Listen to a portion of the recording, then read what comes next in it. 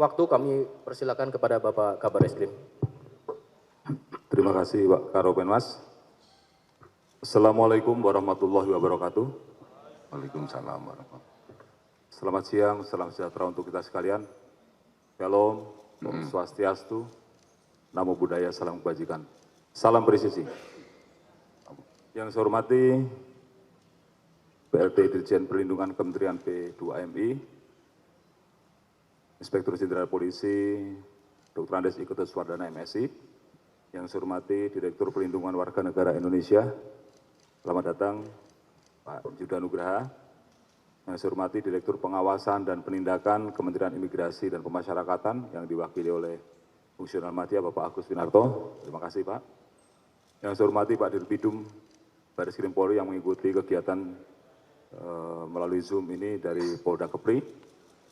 Kemudian yang saya hormati juga tindak pidana PPA dan PPO Baris Krim Polri serta jajaran Brigjen Pol Dr. Anda Desi Andriani.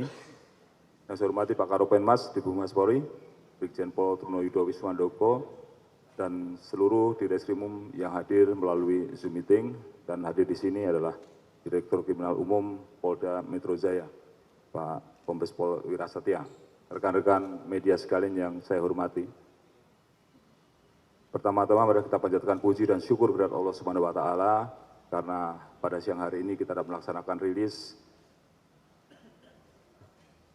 terkait dengan pengungkapan kasus-kasus perdagangan orang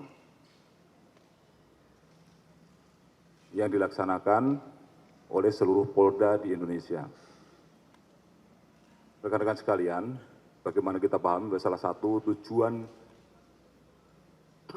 negara Republik Indonesia yang tercantum dalam pembukaan Undang-Undang Dasar 1945, yang pertama adalah melindungi segenap bangsa Indonesia dan seluruh tumpah darah Indonesia. Artinya dimanapun juga warga negara Indonesia, bangsa Indonesia harus mendapatkan perlindungan. Dan salah satunya perlindungan dari terjadinya tindak pidana perdagangan orang. Tindak pidana perdagangan orang sendiri sudah menjadi perhatian tidak hanya di Indonesia, tapi beberapa negara dan sudah menjadi perhatian dunia internasional.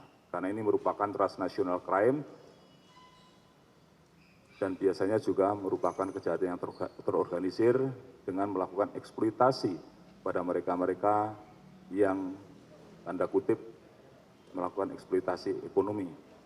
Namun dalam seiring dengan perkembangan teknologi tentu berbagai modus dan juga cara-cara untuk memasukkan orang ke negara lain itu juga makin berkembang. Pemerintah telah memberikan perhatian yang serius terhadap bagaimana kita mampu memberikan perlindungan kepada warga negara kita, khususnya rekan-rekan kita yang menjadi pekerja di migran di luar negeri. Oleh karena itu, penindakan, penanganan, termasuk juga pencegahan terhadap tindak pidana perdagangan orang ini telah menjadi salah satu prioritas, sehingga kita akan mampu untuk melindungi segenap warga negara kita. Karena TPPO ini juga tidak hanya bertentangan dengan pemuliaan terhadap harkat dan martabat manusia, namun juga terkait dengan rentan terjadinya eksploitasi, khususnya tanda kutip salah satunya adalah eksploitasi seksual terhadap anak di bawah umur.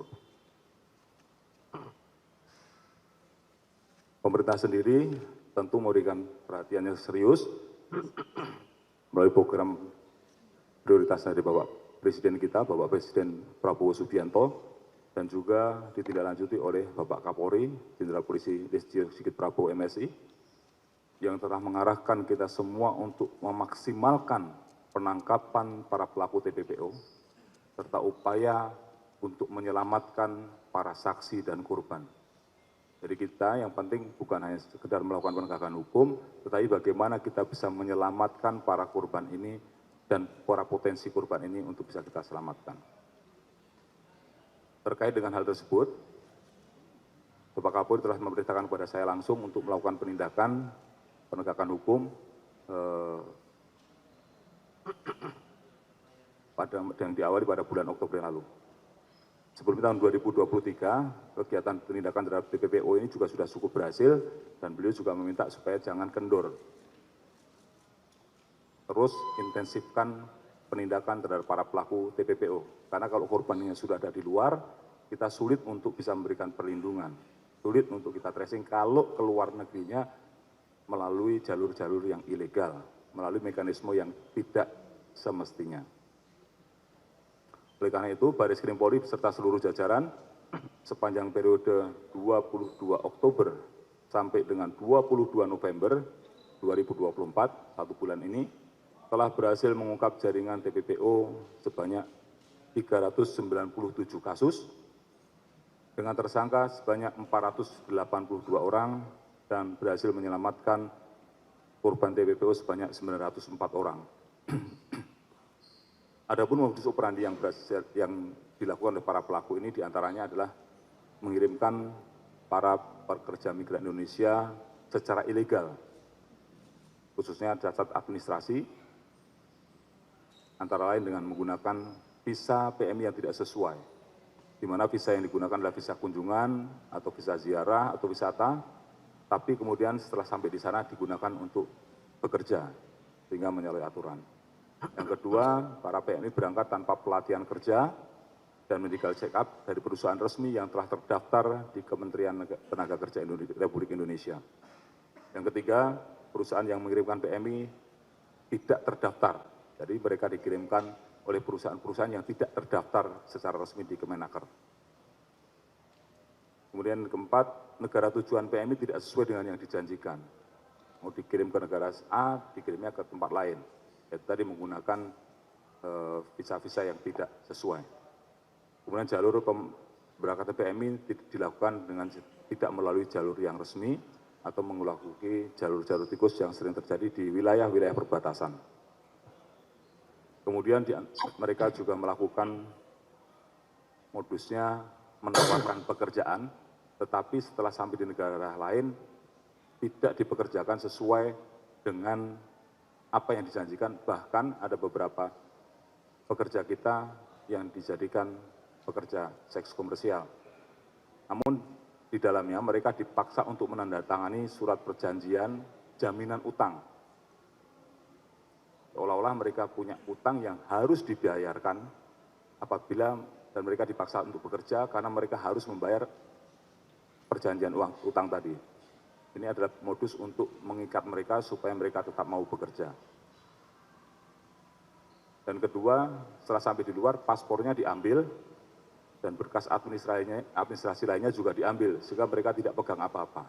Jika kalau mereka melarikan diri, ya akan terkena, tidak mungkin kembali juga karena tidak punya paspor. Yang ketiga adalah modus melakukan eksploitasi anak. Contohnya, memperdagangkan anak melalui aplikasi online untuk dipekerjakan sebagai pekerja seks komersial. Kemudian juga dipekerjakan sebagai LC kalau di negara kita di dalam negeri, kemudian juga sebagai PSK, dan disalurkan ke beberapa negara lain di luar Indonesia. Kemudian yang ketiga, mengiming-imingi anak-anak itu bekerja dengan gaji yang besar pada perusahaan-perusahaan atau pabrik-pabrik atau perkebunan-perkebunan secara ilegal di negara-negara lain, khususnya di kawasan Asia Tenggara.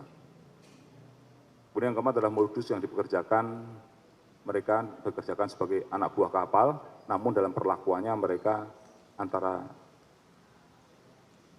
tujuan tadi dipekerjakan di sebuah kapal, tetapi kapalnya kemudian bisa dipindah-pindah. Tanpa persetujuan korban, mereka dipindahkan ke kapal yang lain. Sehingga sulit bagi kita untuk mendeteksi apabila hal ini terjadi. Kemudian yang kedua, diberangkatkan menjadi ABK, tetapi diberangkatkan tidak dengan dibekali kemampuan maupun basic safety training dan administrasi yang sebenarnya. Yang ketiga, tentu kalau korban ini juga dipaksa untuk memenuhi target-target pekerjaan, dan kalau tidak memenuhi target pekerjaan, maka mereka juga akan menerima konsekuensi, yaitu tindakan kekerasan dari para pelaku.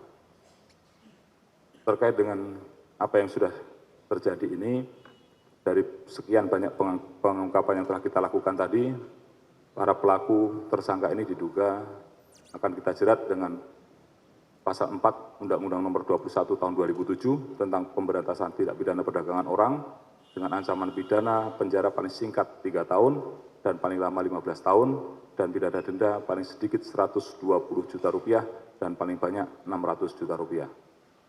Dan juga bisa dikenakan Pasal 81 Undang-Undang Nomor 18 Tahun 2017 tentang perlindungan pekerja migran Indonesia dengan pidana penjara paling lama 10 tahun dan denda paling banyak 15 juta rupiah. Sepanjang 1 bulan terakhir ini, ada 3 Polda yang jumlah pengungkapannya cukup besar. Yang terbesar adalah Kepulauan Riau, Kalimantan Utara, dan Kalimantan Barat. Keberhasilan ini merupakan hasil kerja keras dan juga kolaborasi dengan rekan-rekan samping, dengan kementerian, lembaga samping. Kami tidak bisa bekerja sendirian, karena dalam melakukan kegiatan pengungkapan ini tentu kita selalu bekerja sama dengan Kementerian P2MI, dengan teman-teman dari Kementerian Imigrasi dan Pemasyarakatan, dan juga dengan Kementerian Luar Negeri, khususnya dalam memberikan perlindungan kepada warga negara kita yang ada di luar negeri. Mudah-mudahan apa yang kita lakukan ini bisa memberikan kontribusi yang positif untuk melindungi segenap bangsa Indonesia dan seluruh masyarakat Indonesia sebagaimana diciptakan oleh para founding fathers dan juga sudah menjadi atensi dari pimpinan tertinggi Republik Indonesia, yaitu Presiden Republik Indonesia. Oleh karena itu, upaya-upaya kolaborasi, upaya-upaya untuk meningkatkan kerjasama, koordinasi ini akan terus diperkuat dan terus kita tingkatkan. Mungkin itu yang ingin saya sampaikan. Setelah ini mungkin Pak Karopenmas bisa menyambungkan dengan teman-teman kita yang ada di tempat lain. Terima kasih. Terima kasih yang kami hormati Bapak Kabar Eskrim Polri. Jelajahi cara baru mendapatkan informasi. Download Metro TV Extend sekarang.